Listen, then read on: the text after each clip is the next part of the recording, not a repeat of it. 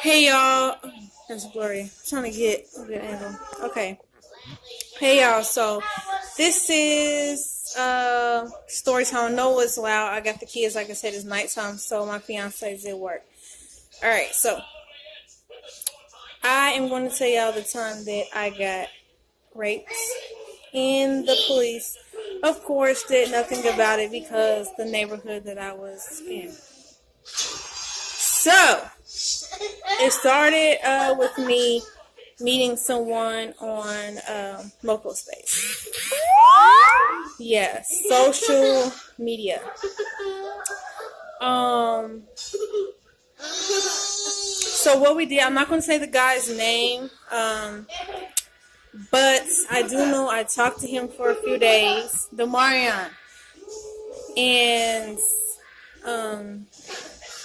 we hit it off pretty good. Like we got to know each other. I guess I would say because I was young. I think I was like 19. And we talked on the phone a few times, text message each other back and forth. So we came up with a plan that we was going to meet each other or whatever. And at that time, my oldest son, because I had him at 16, he was like 2. Sorry, y'all. He was 2 years old. And yeah, my mom was like, okay, you can go out on this weekend. So she watched. I wish I never would have met him. I wish I never would have went out. I even went out. I went as far as going to the store, clothing store, and getting new shoes and new shirts. Yes. Get myself cute, done my hair and everything. So the night come, he calls me. He's like, well, are you still going to come, on the date? So I'm like, sure. Gave him the address. My mom's address. I was staying with my mom. Of course, I was 19. So he came in like a red, older sports car. One red flag was he was who he said he was, but as his appearance, like his body size was bigger, so that was an older picture that he had back in the day. But I, me young, dumb, still went, with them. He had his friend in the back seat, which, yeah, anyway. He drove hella fast, I'm sitting over here like, it was a car in front of us, stop sign. I'm sitting over here pushing my imaginary brakes like, slow down. And, oh shoot, I want to get a copyright for this. Anyway, sorry about that. So we went, I guess, to his friend's house, but first we stopped by the gas station, of course, the famous stop by the gas station. So we went there to his friend's house, or his brother's house, or whatever it may be. We went in, I didn't see nothing wrong with it. You guys, at that particular moment, and then, like, I've been in the neighborhood before. I lived in that type of neighborhood. But I never been in that type of filth ever. Okay? And Isaiah, sit down. And as I'm sitting down on the couch, I look around, I don't see anything. I don't see anything wrong. They had the screen door open, and of course, I look in the kitchen. In the kitchen, there was the sliding door. You can go out on the balcony.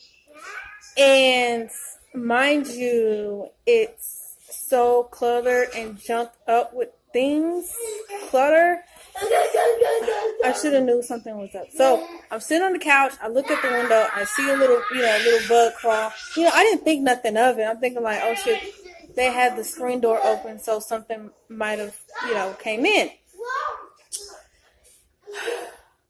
Wrong I was, alright? So, I realized it was like a wooden table that was in the middle of the living room. And I see antennas and realize, oh my God, it's a freaking roach. I hate roaches. I hate bugs. I hate spiders. I cannot stand them. You're dirty if you have them. I'm sorry. I know some places have roaches, but this is what I'm about to show you was not, oh, you know what I'm saying? You have like 1 or 2 roaches because it's an apartment complex. No, it was like Joe's apartment. And if you haven't seen that movie, go look it up online. Joe's apartment. Isaiah, go sit down now. Okay? Go sit down. Now. And his brother came in and he sat down on a couch that was next to the wall that had a picture. I don't even know why I'm looking up, but it had a picture on the wall. He sat down, and I guess the back of the couch was to hit the wall where the picture was at. And it's, you know, as soon as he hit the wall, roaches, babies, you know, teenagers, adolescents, adults, even the elderly ones and the ones that were pregnant with the thing on their ass came scattering out that junk. I'm like, oh my fucking God. So I tried it. I'm looking at it and I looked at him like, okay, you know, I'm just going to ignore it. They're not going to say anything. So I'm just going to ignore it like I didn't even see it. So then I guess his brother's girlfriend asked me, you know, did you want anything to eat? Because I'm getting ready to order pizza. I'm like, no, I'm good. I'm great. I don't want no pizza. It was fucking roach infested, man. Like, what the fuck? And y'all comfortable standing here, and the kids were in the back. I guess they were laying down with some other lady or whatever that was staying with them. I don't know. So we just sitting there for the longest, and he was like, can I give you a kiss? I don't know why I did it, and I'm like, sure, give him a kiss. He shoved his tongue down my throat. He shoved his tongue down my throat. Oh my God, so nasty. No, Dwayne, go to the bathroom. Isaiah, sit. And literally just like, I want to go home. And I had my little purse, my little bag and everything like that. So, long story short, he was like, do you want to go to my grandma's house? Because I just caught my grandma, and she said we can come over. And I'm like, fine, if I don't have to deal with, you know, my back on my phone, I don't have to deal with these roaches, these bugs, and all of this crap, fine, I'll go. Because I don't want them to crawl in my purse and bring them home to my mom, because then she's going to be pissed off wondering, like, why the hell do I have roaches? So, because you know they travel with you. So, we went there, and we went around back, and I'm not sure, like, the whole thing could have been avoided, but anyway, we got there, his friend dropped us off in his car, which I thought was his car. I'm not sure if it even really was, but his friend dropped us off, so he's like, in the morning, you know, I can call my friend to come pick us up and take you back, or my aunt who's coming in the morning can take it, and I'm like, at that point, like, whatever, you know, I'm still dumb, I'm horny, whatever. Yes, and I said that, but this is the thing. We went to the back of the house, and there was, like, a little staircase that leads straight up to the attic, and the attic had, like, a bed and a couch up there, and it was dark and no light. So we went there, and he was, like, forcing himself on me. And I was like, you know what, I don't want to do this, you know, take me home. Call your friend, I want to go home now. So, y'all, went downstairs, went to the bathroom. I forgot my purse upstairs. That's how bad. I forgot it. I had my phone, but I forgot my purse. Went to the restroom. His granny, who has Alzheimer's, seen me, and she's cussing me out. She's like, who the F are you? Like, I'm going to have my grandson, which is him, you know what I'm saying, come handle you. I'm gonna have him come shoot you. Like, I'm like, what's going on? She's like, get out of my house, get out, and just cussing me. So I ran out the front door. I'm like, well, damn, I need my purse. Like, obviously, I have my things in there. So I'm walking down the street like, I have no way to get back.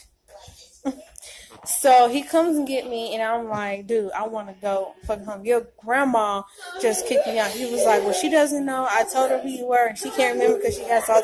And sorry about that, y'all. Like a stupid person, I went up there. That's when he forcefully, like literally, like ripped my pants off, forced himself on me, and raped me. And the bad part is I was on my menstrual period. Yes, I knew I said I was horny, but that's just me all the time, you know?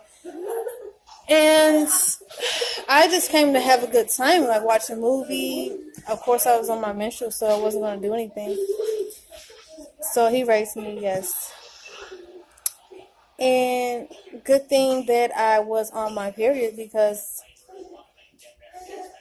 yeah, he let his load out, and if I wasn't, I would have got pregnant. But I ran to the gas station, got my purse, I got out the house, ran to the gas station, crying my eyes out, and literally because we were in the gosh damn ghetto, the slums, it was like the gas station clerk didn't care. Another guy trying to offer me a ride was like, you can sleep on my couch. Like, I'm not going to do this. Like, I'm not going to do this. So I took out my phone. I called the police. They were like, can you tell me where he was? I don't know what house it was in. I couldn't even point them in the direction. All right. So, long story short, they took me to the hospital, did a rape kit on me. They couldn't get evidence of the semen because I was on my menstrual, of course, and everything was washed out. So they took samples of my underwear, my bra, everything. They took my capris I had on. And they didn't take my shirt. They just took my bottoms. And so they gave me a pair of gray sweatpants.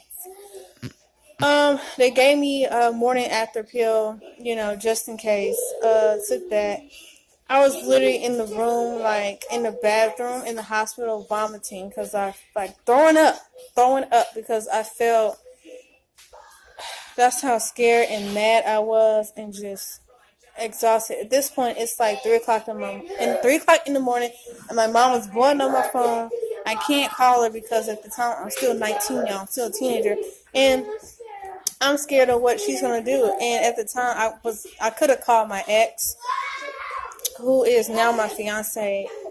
You know, at the time we was on break, but he was like, you could have called me, and you know, I could have got my friends and everything. I'm like, no, it's not. You know, can't do that.